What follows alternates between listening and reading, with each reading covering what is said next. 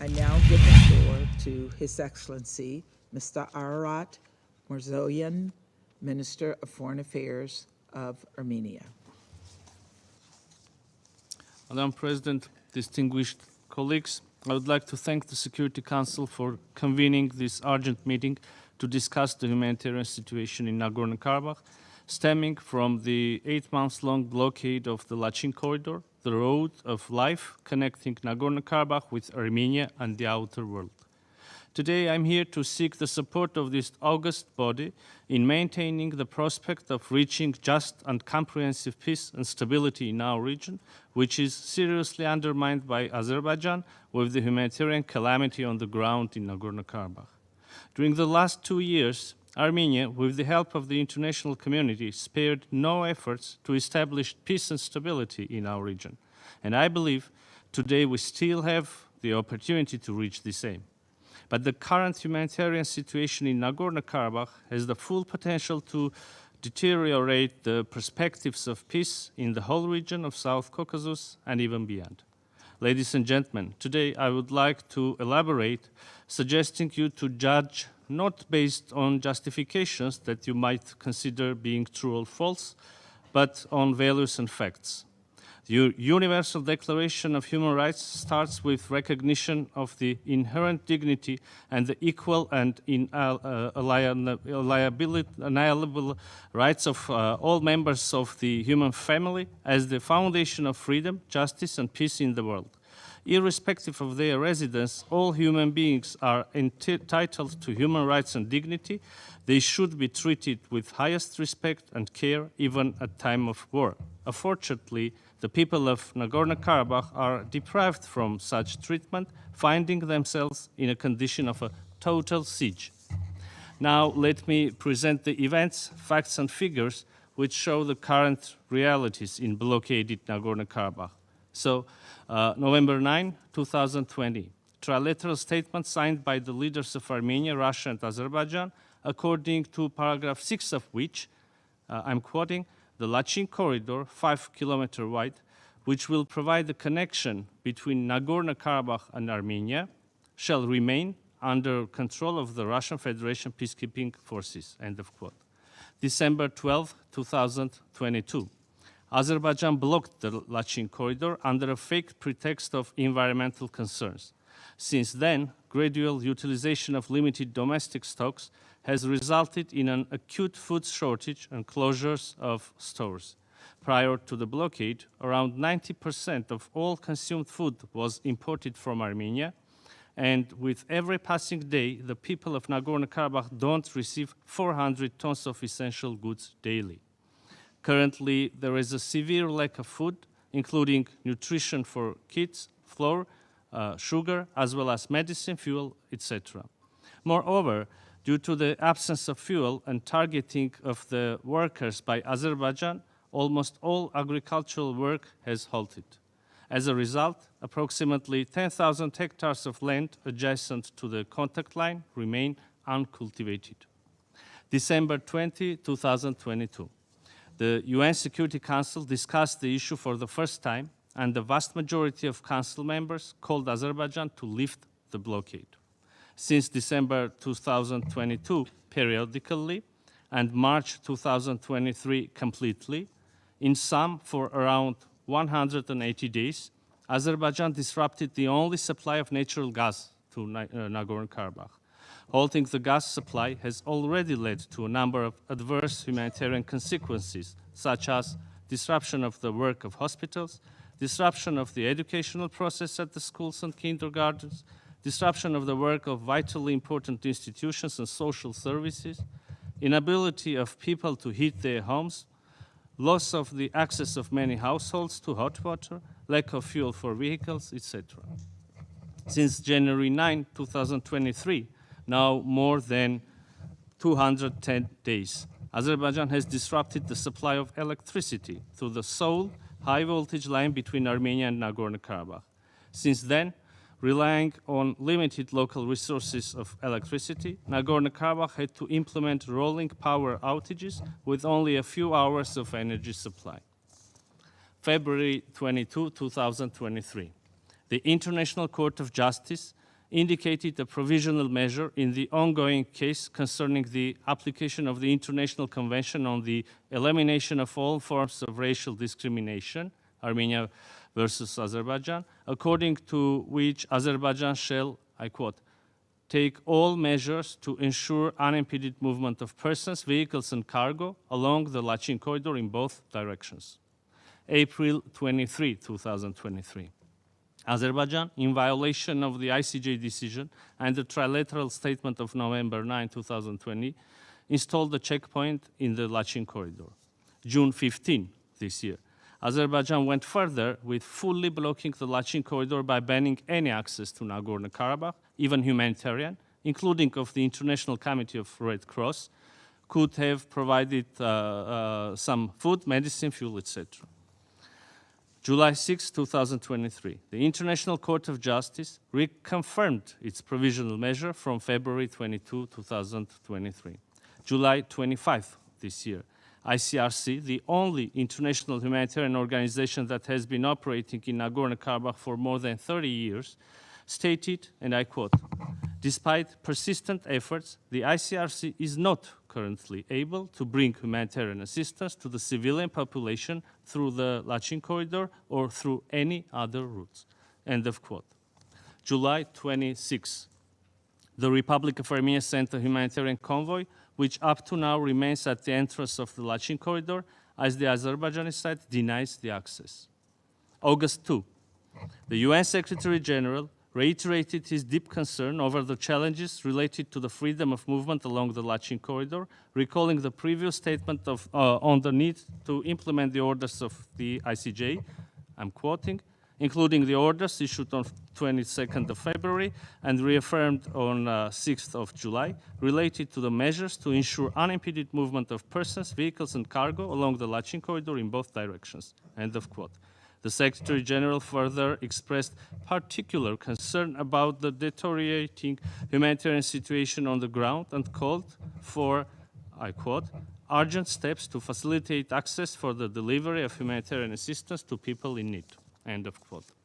August 7 this year, a group of the UN human rights experts, the Special Rapporteur on the Right to Food, Special Rapporteur on the Right to Education, the Independent Expert on the Enjoyment of All Human Rights by Older Persons, and the Special Rapporteur on the Rights of Persons with Disabilities expressed alarm over the ongoing blockade of the Lachin corridor by Azerbaijan and the dire humanitarian crisis in Nagorno-Karabakh, which, I quote, has left the population facing acute shortages and placed the lives of the residents, especially children, persons with disabilities, older persons, pregnant women, and the sick at significant risk. To sum up, due to the blockade, there is no any economic activity in Nagorno-Karabakh. Thousands of people are left unemployed as there is no possibility to pay the salaries. Even those people that have money, they are not able to buy anything as the shelves in the stores are empty. Women, children, elderly, stay in long queues in order to be able to buy some bread or fruits and vegetables. Sometimes they have to pass dozens of kilometers on foot to reach empty shops and pharmacies. The authorities of Nagorno-Karabakh had to issue ration coupons for certain food products, including rice, porridge, sugar, etc. There is a real threat of hunger. Here are some other figures, ladies and gentlemen. 120,000. This is the number of people living in Nagorno-Karabakh, which is deprived to exercise their basic human rights. 20,000. The number of elderly people who are even unable to move due to the absence of public transportation. 30,000. The number of children living in Nagorno-Karabakh who are struggling from malnutrition and lack of food. 270. The number of children who are not able to return and reunite with their families in Nagorno-Karabakh. 2,000. The number of pregnant women residing in Nagorno-Karabakh who don't have even basic access to health care. 9,000. The number of people with disabilities who are deprived from proper medical care. 4,700 and 8,450. the number of people with diabetes and circulatory diseases, respectively, who are running out of essential medicine. All these events have doubled the rate of deaths in Nagorno-Karabakh for the past 8 months. Furthermore, the absence of medicine, sanitizers, and other items of hygiene create risks of epidemics. 710. The total number of the patients and their accompanying persons evacuated by the ICRC throughout the whole period of blockade that went through a humiliating procedure of proving their health condition in order to get permission to be evacuated. 1. A man with a very concrete name and surname, Vagiv Khachatryan, who was abducted at the checkpoint being transported by the ICRC to Armenia for heart surgery. He was abducted while being under international humanitarian protection. This is by far not the only incident when Azerbaijan intentionally obstructed the work of the ICRC. Again, 1. Another man with a very concrete name and surname, Karo Hovanesyan, who passed away yesterday. And according to the Autospy report, he died because of starvation and lasting malnutrition. 2 3-year-old Leo and 6-year-old Gita, who died in Martakert, as their mom had to live there alone to go on foot to the nearby town with the hope to find some food for them. Ladies and gentlemen, during the previous months, many of you tried to address the issue of opening the Lachin corridor. However, despite all the calls, the commitments undertaken by trilateral statement from November 9, 2020, the legally binding orders of the ICJ, the situation did not improve on the ground. Quite contrary, Azerbaijan incrementally but consistently severed the blockade of to the degree of complete siege of Nagorno-Karabakh. Armenia raised its concerns on deepening the humanitarian crisis as a result of closure of Lachin corridor in all negotiations with Azerbaijan, which were separately facilitated and mediated by the United States of America, European Union, Russia, and yet to no avail. Throughout this time, Azerbaijan engagement has been anything but not in good faith. Back to the first discussion on this issue in the Security Council, Azerbaijan denied any responsibility on the actions thereon and even claimed that it was not controlling the Lachin corridor. Throughout the past 8 months, Azerbaijan brought a number of pretexts aimed at justifying its actions.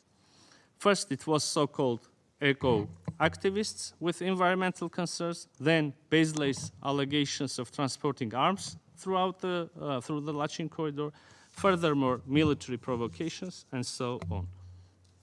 The Lachin corridor has been agreed as a link between Armenia and Nagorno-Karabakh and has no alternative.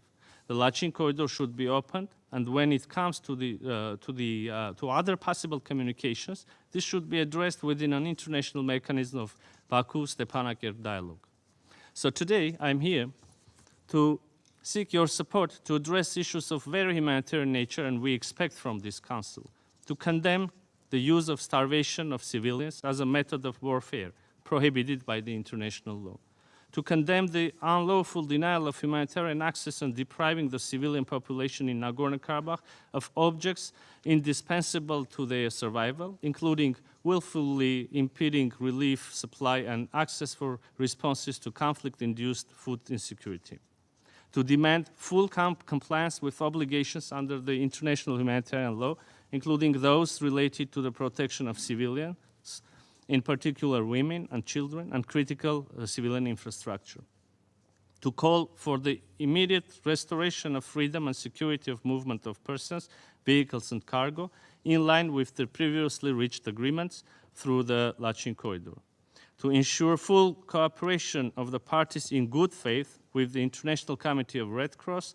and safe and unimpeded delivery of humanitarian assistance, to dispatch an independent interagency needs assessment mission in Nagorno-Karabakh and provide humanitarian assistance to the affected population.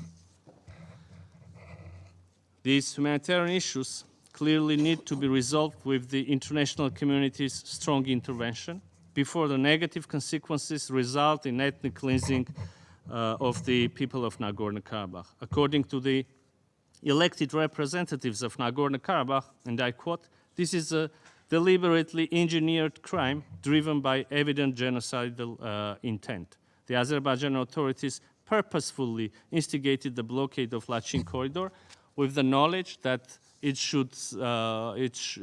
would subject the entire population of Nagorno-Karabakh to a gradual demise, yet choose to persist with the course of action. At the same time, the report of International Criminal Court former prosecutor Luis Moreno Ocampo reflects that it is already a genocide that is happening in Nagorno-Karabakh. According to Mr. Ocampo, I quote, "The blockade of the Lachin corridor by the Azerbaijani security forces, impeding access to any food, medical supplies, and other essentials, should be considered a genocide under Article 2 of the Genocide Convention, deliberately inflicting on the group conditions of life calculated to bring about its physical destruction. Starvation is the invisible genocide weapon. Without immediate dramatic change, this group of Armenians will be destroyed in a few weeks." End of quote. Distinguished Council, the prevention of such a catastrophe is a core duty of the United Nations and this Council. I do believe that this distinguished body, despite of geopolitical differences, has capacity to act as genocide prevention body and not as genocide commemoration when it might be too late. In conclusion, I would like to come back to the very beginning of my intervention. One of the most important principles of the United Nations is leaving no one behind. And Edwin, 4 years old, Anastasia, 6 years old, Maria, 7 years old, David, 5 years old, Tatev, 5 years old, Samuel, 8 years old, and many others still have a hope that they will not be left behind. Thank you.